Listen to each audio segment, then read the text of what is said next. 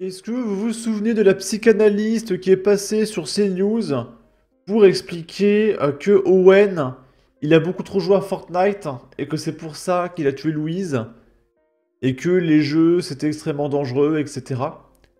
Eh bien, il y a C8 qui a surenchéri. Donc là, regardez le titre de l'émission. Addiction, pulsion, colère. Les jeux vidéo rendent-ils violents? Parce que oui, évidemment, quand il y a la moitié de la population qui joue aux jeux vidéo, s'il y a un mec qui est violent, c'est forcément de la faute des jeux vidéo. C'est pareil, si quelqu'un a mangé des pâtes avant de tuer quelqu'un, c'est forcément de la faute des pâtes. Et bien sûr, c'est tout à fait logique. Et du coup, Yann, le mec de droite, va parler des jeux vidéo avec un mépris. Je crois que j'ai jamais vu ça de toute ma vie.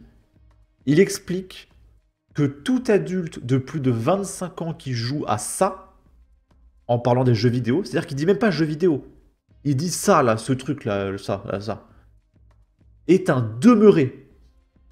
Je n'ai aucun respect pour les adultes qui jouent aux jeux vidéo. Le mec te dit ça en 2025. Alors, juste pour info.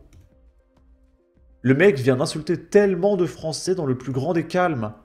70% des Français jouent au moins occasionnellement. C'est-à-dire au moins une fois dans l'année aux jeux vidéo. Yo là. Oui, ça c'est très très occasionnellement, hein. Et du coup, le temps de jeu moyen hebdomadaire c'est 6 heures. Et il y a soi-disant autant de femmes que d'hommes qui jouent aux jeux vidéo. Ça c'est faux. C'est juste qu'il y a des nanas qui jouent à Candy Crush dans le bus, elles se mettent au même niveau que le mec qui joue à Elden Ring, etc. Que n'importe qui est allé sur un Discord de jeux vidéo et qui est allé sur des groupes vocaux, c'est par expérience que 80% des joueurs sont des hommes. Quand je jouais à League of Legends et que j'allais sur des vocaux en groupe de 5, il y avait peut-être une nana tous les 6 groupes de 5 personnes. C'est ultra majoritairement des hommes. Donc très attention à ces statistiques, on parle pas du même genre de jeu, hein, d'accord? Les femmes jouent pas tant que ça, en réalité. Là, du coup, on va écouter Yann critiquer les jeux vidéo. Il y a quand même une corrélation entre le mal-être des enfants, qui d'ailleurs sont enfants jusqu'à l'âge de 25 ans, hein, et l'accoutumance à ces jeux complètement abétissants, débilitants, que les parents fréquentent également. Oui. Parce que le nombre de demeurés adultes qui jouent à... J'appelle tout adulte de plus de 25 ans qui joue à ça un demeuré. Je n'ai aucun respect pour les adultes qui jouent aux jeux vidéo. Aucun. Alors, regardez, il y a la nana, elle a pas dû aimer derrière, regardez la tête qu'elle fait. La nana à droite, regardez la grimace qu'elle sort. Là, elle est bien. Et là, il va dire, ouais, c'est vraiment une bande de demeurés. Et là, elle regarde en l'air et elle te fait une grimace en mode... Ah ouais, d'accord, ah ouais. Parce que le mec, là, il insulte 85% du public, d'accord. C'est terrible. C'est terrible. Et en fait, qu'est-ce que c'est ça? C'est du mépris de classe.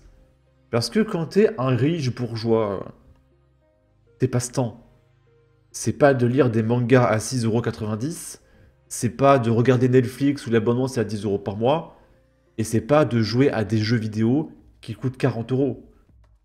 Non, ton passe-temps, quand tu es un riche bourgeois, c'est de jouer au golf, c'est l'abonnement au club d'escrime, c'est faire de l'équitation. Donc ils sont vraiment en décalage. Et les mecs n'arrivent pas à concevoir qu'il y ait des gens qui payent 40€ pour jouer à un jeu, tu vois.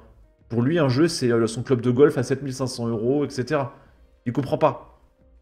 Ou alors partir en vacances aux Maldives, etc. Donc vraiment, il y a un mépris de classe et un décalage entre nos élites, les journalistes, etc. et le monde réel qui est tout bonnement hors norme. Au-delà d'insulter les joueurs, quel manque de respect pour toutes les équipes qui travaillent pour proposer des jeux avec un scénario, une vision artistique et un gameplay de qualité.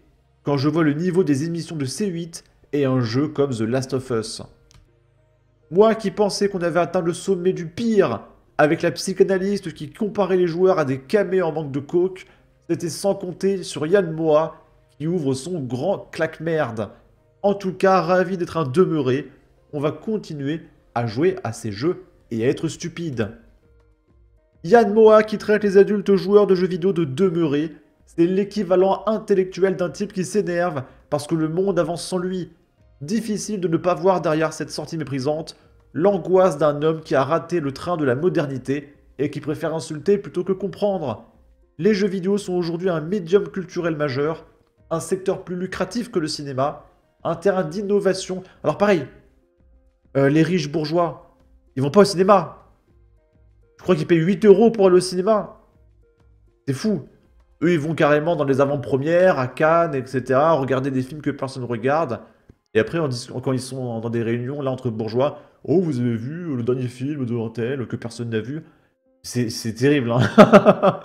Ça doit être dur d'être un riche bourgeois, en réalité. Pendant que Yann Moix aligne ses jugements creux sur des plateaux de télé-réalité du clash, des millions d'adultes, y compris des scientifiques, médecins, écrivains et ingénieurs, trouvent dans le gaming un espace de créativité et d'apprentissage. L'ironie dans tout ça, Yann Moix vit dans un monde où il est plus respectable de s'enfermer dans ses élucubrations nombrilistes que de prendre une manette et d'explorer des univers imaginaires, des dilemmes philosophiques ou des expériences coopératives. Mais après tout, il a toujours été plus simple d'insulter que d'évoluer. Ok. Là, on va regarder un adulte de plus de 25 ans, qui pour le coup est très malaisant. Il y en a. C'est Exerf. Donc souvenez-vous, c'est un mec qui était scandalisé par Black Myth Wukong parce qu'il ne fallait pas parler de féminisme, de politique quand on parle d'un jeu vidéo. Ah oui, en fait. Et là, il y a un jeu qui sort, c'est Tides of Annihilation. Et le mec réagit au trailer et il se plaint parce qu'il y a une femme belle. Donc là, on est sur un niveau de pucellerie qui est stratosphérique. On va l'écouter avant de réagir. Only I was left.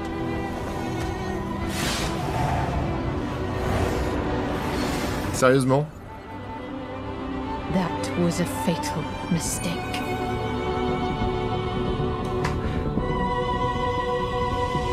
Et tu sens que vraiment, en termes de cara design, on est retombé dans les limbes, quoi. C'est genre... Et c'est quoi l'héroïne? Bah, c'est une meuf. Et, bah, elle est bonne. Ah, d'accord. Donc là, on parle d'une héroïne. Elle est habillée, hein. Elle est habillée, elle a une armure. Elle est habillée. C'est juste une femme, en fait. Là, on n'est pas sur du Nier Automata ou du Stellar Blade où la nana, elle est en collant moulé à moitié à poil. Non, non. Là, c'est juste un être humain féminin avec une armure. Il est là. Oh, bah alors, l'héroïne, elle est juste bonne. Non, mais calme-toi, Exerf. Hein, je sais pas, tu vas sur certains sites que je ne peux pas prononcer sur YouTube, hein, avec un logo noir et jaune qui finit par hub. Voilà, tu te défoules un petit peu, tu te calmes un petit peu et tu vas retourner jouer aux jeux vidéo après. Mais ça, Exerf, ça s'appelle une femme. Hein, si tu vas dehors dans la rue, il y en a plein. C'est quand même bizarre. Et le mec se fait passer pour un bien-pensant, féministe, etc. Alors que c'est le premier à juste voir une femme normale habillée en armure. Il est là, oh, elle est bonne. Oh. Tu vois que le mec, il est tellement problématique. J'ai très peur pour les nanas qu'il côtoie, hein, franchement. Elle est habillée. Elle est habillée, elle a une veste, elle a un pantalon. Elle a même des gants. Elle a des gants, elle est habillée de partout. Hein. Et oh, elle est bonne. Hein. Oh, je dénonce tellement les femmes qui sont bonnes, mais quoi? C'est terrible. C'est vraiment terrible. C'est de la pure folie. Le mec, il a vu une jolie meuf. C'est ce qu'il dit, hein, c'est pas moi qui dis meuf. Et ça y est, il a pété un câble. Elle n'est même pas habillée en tenue super aguicheuse ou quoi. Non, c'est juste une femme.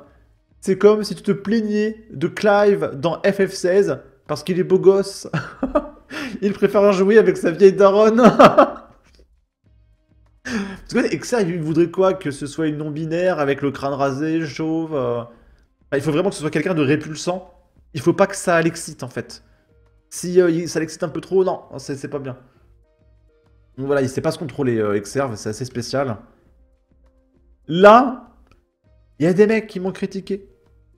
Parce que j'ai dit, oui, que Yasuke, ça se voit qu'il a été rajouté pour le quota, ça se voit.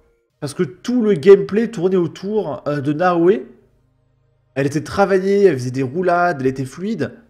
Et Yasuke à côté, c'était tapé. Donc ça se voyait que le jeu avait été conçu pour Naoe de base. Et ils ont rajouté Yasuke après pour le quota. Et il y a des mecs qui me disent non, n'importe quoi, parce que toute la communication est autour de Yasuke, c'est juste pour te plaindre, etc. Eh bien non, ça y est, l'information a fuité. Yasuke aurait bien été rajouté plus tard, pendant le développement, car 95% des artworks, il n'y avait que Naoe. Et après ils se sont dit, tiens, pour le quota, on va rajouter un petit peu, voilà. Le jeu devrait avoir la même structure que Valhalla, il y a des animaux légendaires, etc., etc. Assassin's Creed Shadow serait le jeu le plus lourd de la licence. 123 Go. Qu'est-ce que c'est que cette optimisation? Tu veux Elden Ring plus le DLC? Je l'ai désinstallé récemment parce que j'ai fini complètement le jeu. Je l'ai fini en NG+7. Le jeu pesait 65 Go. Elden Ring et son DLC. Et t'es en train de me dire que Assassin's Creed, il pèse 123 Go. Mais c'est énorme. C'est beaucoup trop gros. C'est horrible. Là, c'est Psyodélique qui nous dit « Je vous laisse relire au ralenti ». Et il y a Dragon Age The Veilguard qui a été nommé par le Times le meilleur jeu de 2024. Le meilleur jeu de tout 2024. Alors qu'il y a eu Black Wukong, il y a eu Elden Ring, Shadow of the Erdtree, il y a eu Astrobot. Non, le meilleur jeu de toute l'année, c'était Dragon Age The Veilguard. Il y a, je crois, 15 joueurs actifs. Franchement, ils sont pas honte. Là, c'est un mème. Nos jeux ne sont pas faits pour les hommes hétéros, toxiques, cisgenres, etc. Vous ne les aimez pas? Eh bien, ne jouez pas. Et les mecs, ils font, ok. Comment osez-vous ne pas jouer à nos jeux? Voilà. Bon. Sur ce, n'hésitez pas à donner votre avis, votre opinion, à partager, liker, commenter. Ça aidera au référencement de la vidéo sur YouTube. Abonnez-vous, suivez-moi sur Twitter. Prenez soin de vous. Salut!